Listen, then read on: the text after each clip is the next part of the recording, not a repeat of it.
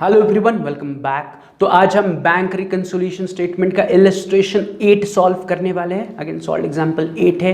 तो उन्होंने क्या दिया है, पढ़ते हैं क्वेश्चन। उन्होंने कहा है the cash book of Pankaj shows a credit balance of 32,490। Right, क्या कहा है, मैं फिर से पढ़ रहा हूं। Cash book of Pankaj shows a credit balance of 32,490 कि पंकज के कैश बुक में क्रेडिट बैलेंस है 32,490 का। क्रेडिट बैलेंस मतलब क्या, कैश बुक में बैलेंस है कितना है 32,490, बट किस प्रकार का बैलेंस है, क्रेडिट बैलेंस। तो क्रेडिट बैलेंस मतलब ये बैंक बैलेंस है या ये ओवरड्राफ्ट है। तो उसके लिए मैंने कहा आपको छोटा सा नोट लिखने के लिए कहा था। तो आपने ये नोट आपके नोटबुक में लिखा होगा जिसमें मैंने कहा था कि debit balance as per cash book is equal to bank balance as per cash book. अगर कैश बुक में डेबिट बैलेंस है मतलब उसे हम नॉर्मल बैलेंस पकड़ेंगे, उसे हम बैंक बैलेंस कहेंगे। बट दूसरा मैंने आपको कहा था कि credit balance as per cash book is nothing but bank overdraft as per cash book. तो अगर आप क्वेश्चन में पढ़ोगे तो उन्होंने कहा है कि cash book of Pankaj shows a credit balance, मतलब कैश बुक में क्रेडिट बैलेंस है। तो मेरा दूसरा point that is credit balance as per cash book is nothing but bank overdraft as per cash book. Yes और नो। सो यहां पर जो क्वेश्चन में दिया हुआ पॉइंट है वो मैच कर रहा है विद द नोट का दूसरा पॉइंट। कैश बुक का क्रेडिट बैलेंस का सिंपल मतलब है overdraft as per cash book. तो जो उन्होंने क्वेश्चन में आपको दिया है कि पंकज का cash book shows a credit balance, उसे मैं सिंपली साइड में नोट करके लिख रहा हूं as bank overdraft as per cash book. Right, credit balance of cash book means bank overdraft as per cash book. Cash book का credit balance मतलब overdraft, cash book का डेबिट बैलेंस मतलब bank balance. Cash book credit मतलब overdraft, cash book debit मतलब normal bank balance. Is this clear? तो ये note याद रखो, बैक ऑफ द माइंड रखो। Cash book debit means normal, cash book credit मतलब ओवरड्राफ्ट। एंड पासबुक में उल्टा, पासबुक क्रेडिट मतलब नॉर्मल एंड पासबुक का डेबिट बैलेंस मतलब ओवरड्राफ्ट। तो वही अगले दो नोट्स में मैंने लिखा है कि debit balance as per passbook is overdraft as per passbook and credit balance as per passbook is bank balance as per passbook. Cash book passbook are opposite of each other. तो cash book का credit मतलब overdraft, passbook का credit मतलब normal balance. Right, तो ये back of the mind रखो। तो जब ऐसा दिया जाएगा कि cash book shows a credit balance means what, cash book shows a overdraft. Cash book shows a debit balance means what, cash book shows a normal bank balance. तो यहां पर है cash book shows credit balance means it is nothing but कि जो पंकज की cash book है उसमें overdraft है। तो I am writing it as a bank overdraft as per cash book 32,490। Is this clear? Right, अब हम क्या करेंगे, अब जो बचा हुआ पार्ट है उसे पढ़ते हैं। Prepare bank reconciliation statement as on 30 सितंबर 2018। तो मैंने वेरी क्लियरली कहा है कि cash book shows a credit balance in the bank column on 30 सितंबर and prepare bank reconciliation as on 30 सितंबर 2018।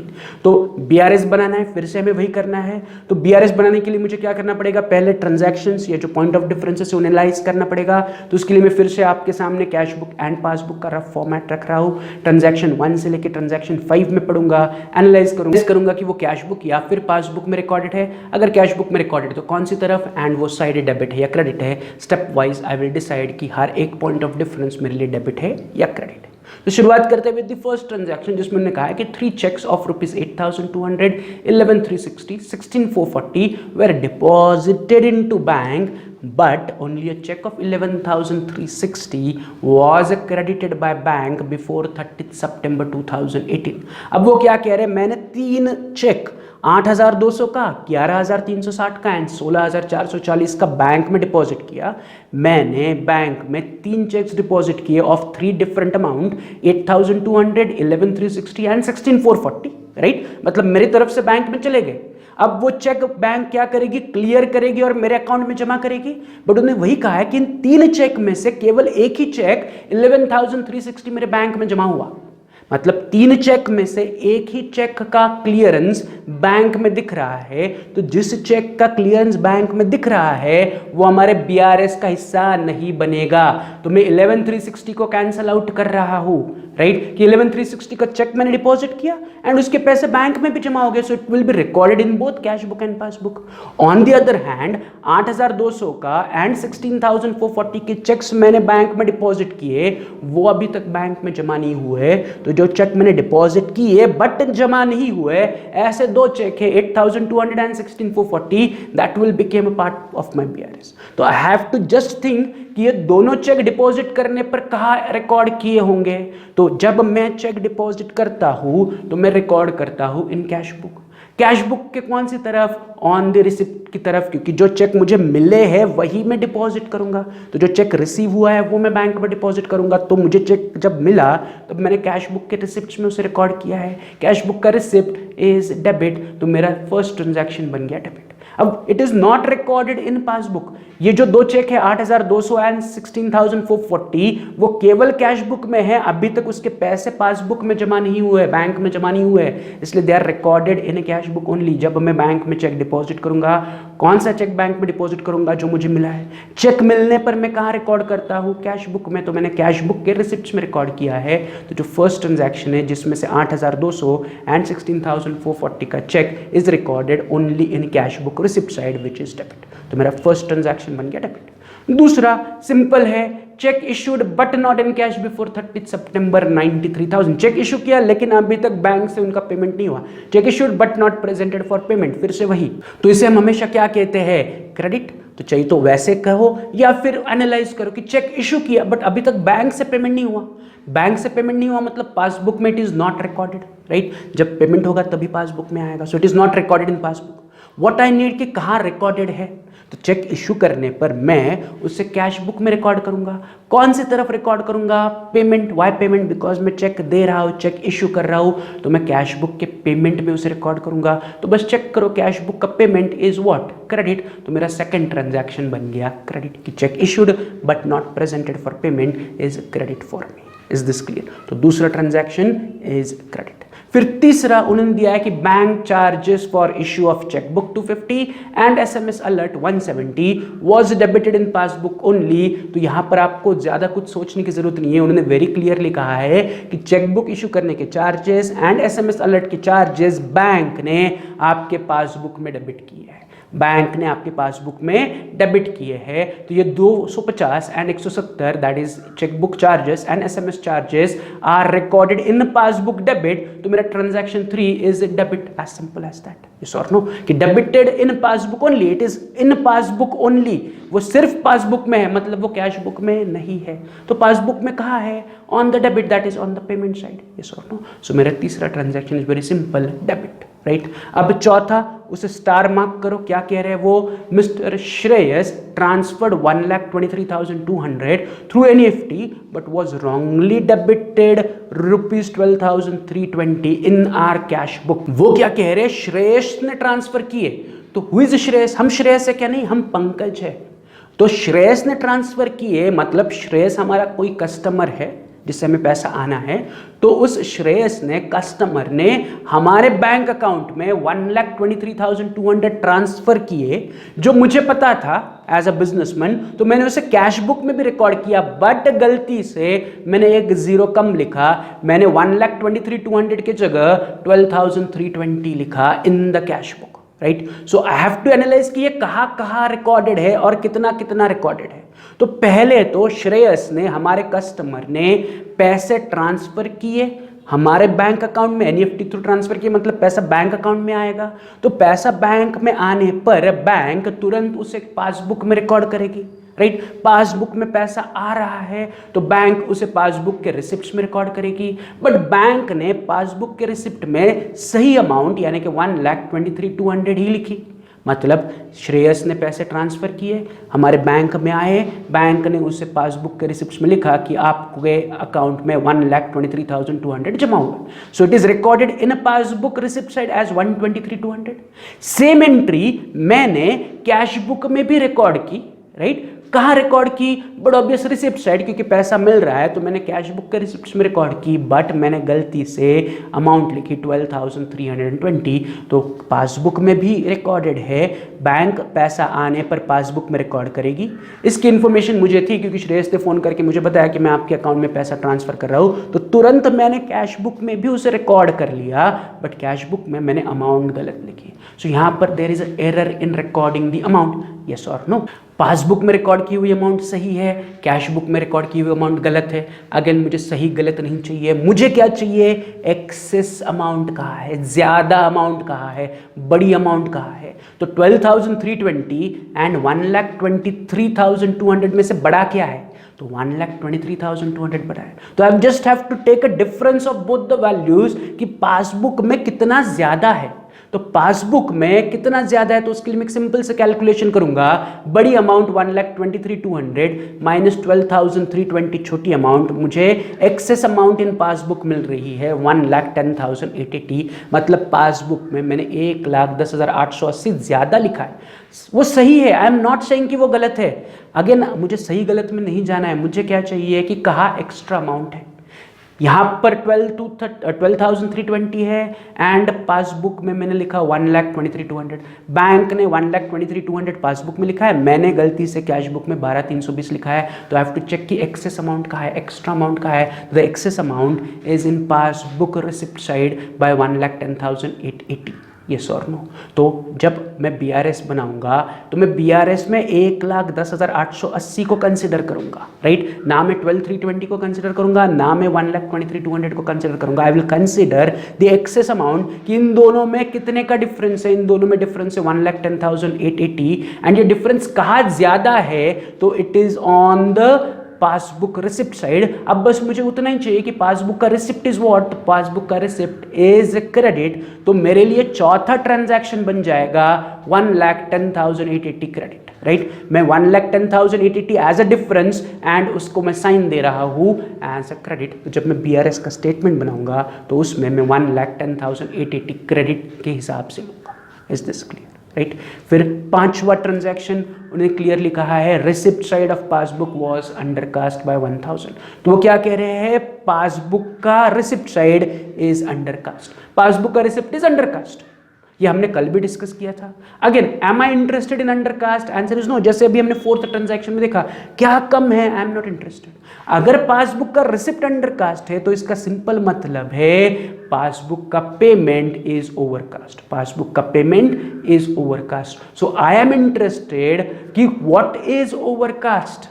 क्वेश्चन में उन्होंने कहा है कि पासबुक का रिसिप्ट इज अंडरकास्ट, तो पासबुक का रिसिप्ट अंडरकास्ट है, इसका मतलब पासबुक का payment is overcast. So I am interested in overcast side, जैसे हमने कल वाले एग्जांपल में भी डिस्कस किया था। तो कौन ओवरकास्ट है? तो पासबुक का पेमेंट ओवरकास्ट है। यस और नो? तो मुझे बस बताओ पासबुक का पेमेंट डेबिट है या क्रेडिट है? तो पासबुक का पेमेंट इज डेबिट, तो मेरे लिए पांचवें transaction is debit, right? Passbook का payment is overcast, I am interested in overcast side.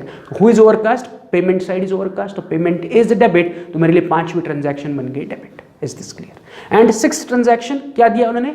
Dividend collected and credited by bank 12,500 was not entered in cash book. तो उन्होंने वेरी क्लियरली कहा है कि बैंक ने डिविडेंड कलेक्ट किया and credit किया। तो बैंक डिविडेंड कलेक्ट कर रही है, मतलब डिविडेंड हमारे लिए जमा कर रही है, तो बैंक जमा कर रही है। यस और नो? तो बैंक उसे कहाँ रिकॉर्ड करेगी? पासबुक में। और बैंक हमारे अकाउंट में डिविडेंड का पैसा जमा कर रही है तो वो उसे रिकॉर्ड करेगी ऑन द रिसिप्ट साइड। सो जो सिक्स्थ ट्रांजैक्शन है dividend collected by bank is recorded in passbook on the receipt side. बस चेक करो पासबुक का रिसिप्ट इज व्हाट? पासबुक का रिसिप्ट इज क्रेडिट, तो मेरा सिक्स्थ ट्रांजैक्शन बन गया क्रेडिट। और उन्होंने उसी ट्रांजैक्शन में क्लियरली कहा है कि ये जो डिविडेंड का पैसा है इसकी एंट्री कैश बुक में नहीं है, कैश बुक में नहीं है। कहाँ है? पासबुक में है। पासबुक में कहाँ है? रिसिप्ट्स में है। तो पासबुक का रिसिप्ट इज क्रेडिट, तो sixth transaction is credit for me, right? So हमने सारे 6 के 6 पॉइंट ऑफ डिफरेंस एनालाइज किए। एनालाइज करने पर मुझे पता चला first is debit, second is credit, third is debit, fourth is credit, fifth is debit and sixth is credit. तो मुझे 3 डेबिट 3 क्रेडिट मिले, राइट? तो इन डेबिट क्रेडिट को लेके हमें क्या करना है? BRS बनाना है। तो BRS बनाने के लिए आई फॉलो दिस 4 स्टेप, जिसका पहला स्टेप कहता है ड्रॉ अ फॉर्मेट। तो फटाफट मैं फ्रेश पेज पर आके फॉर्मेट बना रहा हूँ। ऊपर लिख रहा हूँ in the books of Pankaj bank reconciliation statement as on 30 सितंबर 2018, राइट? जो उन्होंने डेट दी है वो डेट मैंने लिखी, पंकज का नाम मेंशन किया, मैंने पंकज का नाम लिख लिया एंड पर्टिकुलर अमाउंट रुपीज हमारा BRS का फॉर्मेट बन गया, राइट? तो फॉर्मेट बनने के बाद दूसरा स्टेप क्या करेंगे हम? Select starting point. तो स्टार्टिंग पॉइंट ऑलरेडी हमने साइड में नोट करके रखा है as bank overdraft as per cash book. तो विदाउट एनी डिले मैं इस स्टार्टिंग पॉइंट को हमारे BRS के फर्स्ट लाइन पर लिख रहा हूँ, bank overdraft as per cash book 32,490। Clear. तो स्टेप 2 के हिसाब से स्टार्टिंग पॉइंट आ गया। अब स्टेप 3 क्या कहता है, select formula as per starting point. आपने जो स्टार्टिंग पॉइंट चुना है उसके हिसाब से फॉर्मूला डिसाइड करो। तो हमारे पास 4 फॉर्मूलेज है इस प्रकार, तो इनमें से जो हमारे स्टार्टिंग पॉइंट के साथ मैच होगा वो फॉर्मूला मैं सिलेक्ट करूंगा। तो हमारे स्टार्टिंग पॉइंट है bank overdraft as per cash book which is nothing but formula number 3 add debit minus credit के साथ में जाऊंगा। तो इस सम को सॉल्व करने के लिए I used debit minus credit. तो फॉर्मूला भी सिलेक्ट हो गया। अब फाइनल करना क्या है, बीआरएस का स्टेटमेंट बनाओ, बैंक रिकंसिलिएशन स्टेटमेंट प्रिपेयर करो बाय एडिंग डेबिट के point of differences and by subtracting credit के पॉइंट ऑफ डिफरेंसेस, राइट। तो उसके लिए मैं क्या कर रहा हूं, फॉर्मूले को रेफरेंस के लिए साइड में लेके आ रहा हूं, राइट। फॉर्मूले में पहला हिस्सा क्या लिखा है उन्होंने, ऐड डेबिट, राइट। तो मैं अपने स्टेटमेंट में भी लिख रहा हूं add, don't write debit, just right add, right. Formula just reference के लिए डेबिट के पॉइंट ऑफ डिफरेंसेस ऐड करने, I am just writing add here, right. कौन से डिफरेंसेस ऐड करने हैं, डेबिट। तो क्वेश्चन में देखो मेरे पास डेबिट के 3 पॉइंट ऑफ डिफरेंसेस है, transaction 1, 3 and 5 are my debit के पॉइंट ऑफ डिफरेंसेस। इन्हें एक एक करके उठा के मैं बीआरएस के स्टेटमेंट में लिखूंगा, starting with the first debit का पॉइंट ऑफ डिफरेंस, जिसमें उन्होंने कहा है कि 3 चेक्स आपने बैंक में जमा किए थे, जिसमें से 11,360 का चेक बैंक ने क्लियर करके आपके अकाउंट में पैसे जमा किए, बचा हुआ 8,200 एंड 16,440 का चेक अभी तक क्लियर नहीं हुआ, जिससे हम टर्म क्या यूज करते हैं कि check deposited but not yet collected, yes और नो। बट यहां पर 2 चेक्स है तो 2 अलग अलग एंट्री नहीं करनी, दोनों को ऐड करके अमाउंट हम लिखेंगे। तो मैं स्टेटमेंट इस प्रकार लिख रहा हूं, मैं पहला स्टेटमेंट लिख रहा हूं कि check deposited but not yet collected, bracket में 8,200 प्लस 16,440 दोनों मिला के 24,640, राइट। कि 2 चेक्स है ना, 8,200 का चेक अभी तक क्लियर नहीं हुआ एंड 16,440 का चेक क्लियर नहीं हुआ, तो दोनों मिला के 24,640 का चेक अभी तक क्लियर नहीं हुआ। तो टोटल अमाउंट इज 24,640 जो हमने डिपॉजिट किए बट बैंक ने अभी तक कलेक्ट नहीं किए। Check deposited but not yet collected 24,640 मेरा पहला डेबिट का पॉइंट ऑफ डिफरेंस बना, राइट। उसी प्रकार डेबिट का सेकंड पॉइंट ऑफ डिफरेंस उन्होंने दिया है कि bank charges for issue of cheque book 250 and SMS alert 170 was debited in passbook only. तो आप एज इट इज स्टेटमेंट उठा के लिख सकते हो विदाउट अमाउंट। तो मैं स्टेटमेंट क्या लिख रहा हूं, मैं स्टेटमेंट लिख रहा हूं bank charges for issue of cheque book and SMS alert appeared in passbook only. दोनों cheque book and SMS alert दोनों पासबुक में ही है, दोनों मिला के 250 प्लस 170 इज 420। दोनों की आप अलग अलग एंट्री भी कर सकते हो, दोनों को एक साथ भी इंक्लूड करके लिख सकते हो, चॉइस इज योर्स। अब 2 अलग अलग एंट्री इस प्रकार कर सकते हो, bank charges for issue of cheque book appeared in passbook only 250। फिर तीसरा और एक लिख सकते हो, SMS alert charges appeared in passbook only 170, choice is yours. दोनों को मिला के एक स्टेटमेंट लिख सकते हो, अमाउंट 250 प्लस 170 420 रुपीज आप डायरेक्टली दिखा सकते हो। Is this clear? Answer and में वही रहेगा, राइट। तो दूसरा डेबिट का पॉइंट ऑफ डिफरेंस भी हमने ले लिया। अब डेबिट का तीसरा और आखिरी पॉइंट ऑफ डिफरेंस जिसमें उन्होंने कहा है कि receipt side of passbook was undercast, तो मैं सेम स्टेटमेंट उठा के अपने बीआरएस में लिख रहा हूं। मैं लिख रहा हूं तीसरा statement, receipt side of passbook was undercast ₹1000। Receipt side of passbook was undercast ₹1000। Analyse करते वक्त हम अंडरकास्ट को इग्नोर करते और कास्ट वाली साइड देखते हैं, बट स्टेटमेंट लिखते वक्त जो क्वेश्चन में लिखा है वही आपको लिखना है। Is this clear? तो यहां पर मेरे डेबिट के तीनों पॉइंट ऑफ डिफरेंसेस आए। अब मेरा काम क्या है कि इन तीनों का सम करके आउटर कॉलम में लेके जाना। तो 24,640 प्लस 420 प्लस 1,000 तीनों का टोटल आउटर कॉलम में आ रहा है 26,060। कितना आ रहा है? 26,060। सो मेरे डेबिट के point of differences is equal to 26,060। Rule के हिसाब से मुझे ऐड डेबिट यानी कि डेबिट के पॉइंट ऑफ डिफरेंस को स्टार्टिंग पॉइंट में ऐड करके टोटल नीचे लेना है। तो 32,490 प्लस 26,060 नीचे टोटल मुझे मिल रहा है 58,550। 58,550 is my sub total after adding debit के पॉइंट ऑफ डिफरेंसेस। तो यहाँ पर डेबिट के पॉइंट ऑफ डिफरेंसेस हो गया। अब डेबिट के बाद क्या करना है? Less credit. तो क्रेडिट के पॉइंट ऑफ डिफरेंसेस मुझे सबट्रैक्ट करने हैं, लेस करने हैं। तो मैं अपने स्टेटमेंट में लिख रहा हूँ लेस, राइट। कौन से पॉइंट ऑफ डिफरेंस लेस करने हैं? क्रेडिट के। तो क्वेश्चन में चेक करो, क्रेडिट के हमारे पास 3 पॉइंट ऑफ डिफरेंसेस है, ट्रांजैक्शन 2, 4 एंड 6। तो एक एक करके उन्हें उठा के मैं अपने स्टेटमेंट में लिखूंगा। स्टार्टिंग विद द क्रेडिट का पहला पॉइंट ऑफ डिफरेंस जिसमें उन्होंने कहा है कि cheque issued but not encashed, या जिसे हम जनरली कहते हैं cheque issued but not presented for payment. You can use the statement given here, cheque issued but not encashed, या you can use a statement cheque issued but not presented for payment. दोनों में से कोई भी एक चलेगा। तो मैं फर्स्ट पॉइंट ऑफ डिफरेंस को उठा के अपने स्टेटमेंट में लिख रहा हूँ as cheque issued but not presented for payment ₹93,000। जो रेगुलर स्टेटमेंट में लिखते हैं वो भी चलेगा, या check issued but not in cash वो भी चलेगा। तो check issued but not presented for payment 93,000 credit का पहला डिफरेंस, राइट। फिर क्रेडिट का दूसरा डिफरेंस, उन्होंने कहा कि कस्टमर श्रेयस था, उसने हमारे अकाउंट में एनईएफटी थ्रू पैसे ट्रांसफर किए, उसने अमाउंट ट्रांसफर की थी 1,23,200, हमने कैश बुक में रिकॉर्ड किया as 12,320, so there is a mismatch between the amount. तो दोनों का डिफरेंस बन गया हमारे लिए point of difference which is 1,10,880। तो इसका स्टेटमेंट मैं लिख रहा हूं बीआरएस में as direct transfer through NEFT ₹1,23,200 was wrongly recorded as 12,320 in cash book, इसलिए दोनों का डिफरेंस 1,10,880 में बीआरएस में लिख रहा हूं as point of difference, right. तो मैंने स्टेटमेंट क्या लिखा, direct transfer ₹123,200 was wrongly recorded in cash book as ₹12,320, right. तो स्टेटमेंट, ये स्टेटमेंट को आप जैसा चाहे वैसे लिख सकते हो related to the transaction, right. तो ये क्रेडिट का दूसरा पॉइंट ऑफ डिफरेंस हुआ। अब क्रेडिट का तीसरा उन्होंने कहा है dividend collected and credited by bank 12,500 was not entered in cash book. तो इसका स्टेटमेंट भी सिंपल बनेगा कि dividend collected by bank not recorded in cash book, या dividend collected and credited by bank not recorded in cash book, या dividend collected and credited by bank appeared in passbook only, choice is yours. तो मैं तीसरा statement इस प्रकार लिख रहा हूं, मैं लिख रहा हूं dividend collected by bank not entered in cash book 12,500, simple.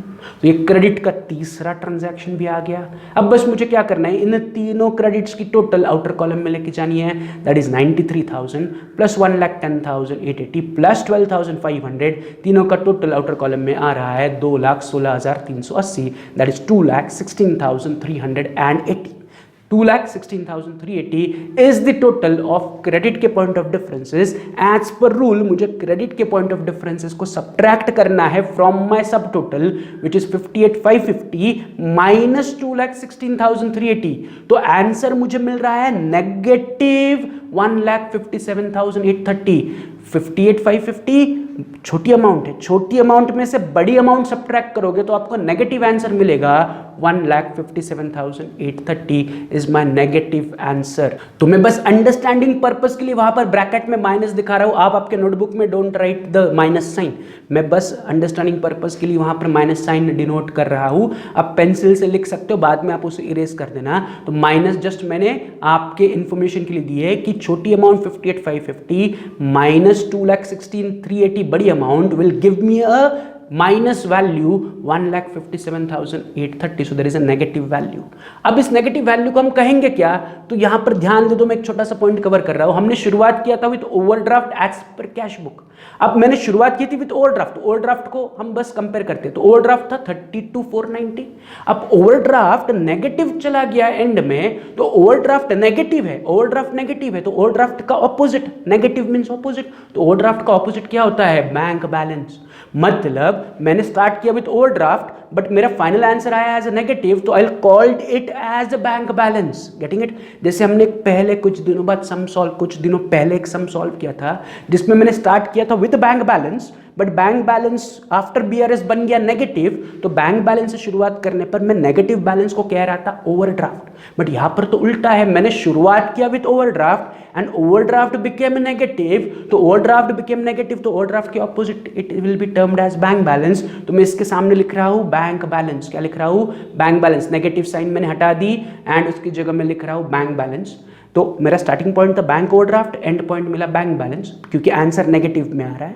And शुरुआत की थी मैंने एज पर कैश बुक, तो मेरा एंड पॉइंट बनेगा एज पर पासबुक, तो मेरा आंसर बनेगा bank balance as per passbook, right. तो जो मैंने कंसेप्ट एक्सप्लेन किया उसको फिर से एक बार रिवाइज करो इज दिस क्लियर। तो यहां पर हमारा इलस्ट्रेशन 8 का आंसर आ गया as bank balance as per passbook 1,57,830। इस क्वेश्चन को फिर से 1 से 2 बार रिवाइज करो। प्लस कल हम सॉल्व करने वाले हैं इलस्ट्रेशन नंबर 9, उसे पढ़ के उसके डेबिट क्रेडिट मार्क करो, प्लस उसका फॉर्मेट रेडी करके रखो, राइट। चलो, तो इतना काम आपको करना है। मिलते हैं इन नेक्स्ट लेक्चर, तब तक have a good day, see you, bye.